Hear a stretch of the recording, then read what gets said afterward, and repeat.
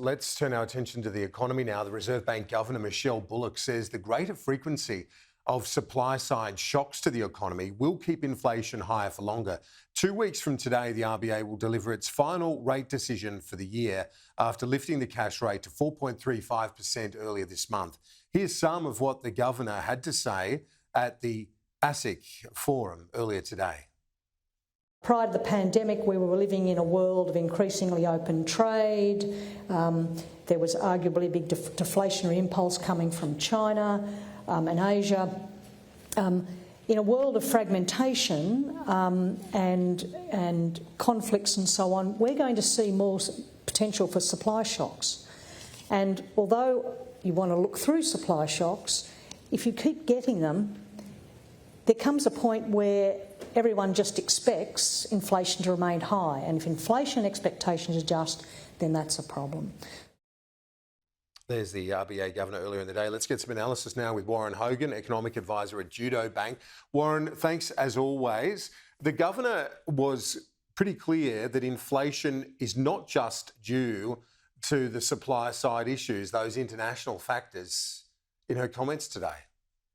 Yeah. Hi, Kieran. Yeah, she made it pretty clear today that there's a bit of a misconception in the broader community that the inflation is driven by supply factors, which they typically, as she said, would look through and not respond to immediately.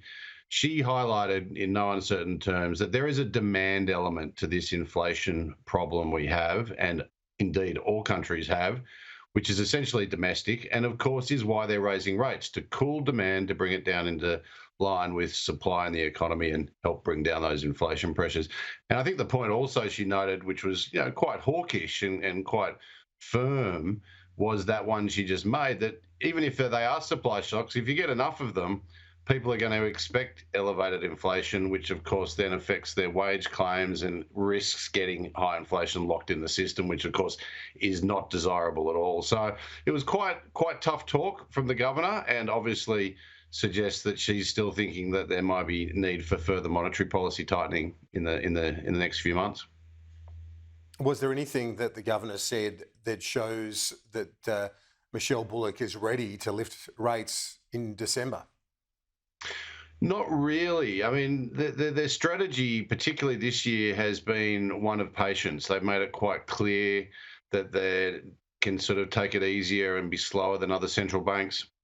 And I think the move in November and the communications with it, and we got the minutes from that meeting also this morning, all suggest to me that while we should be under no illusion that there could be high rates, I'm not sure that they're in a big rush. And nothing today that she said changes that. The data is still showing a resilient economy, but I'm not convinced that they're going to move in December. I think they're going to continue to be patient.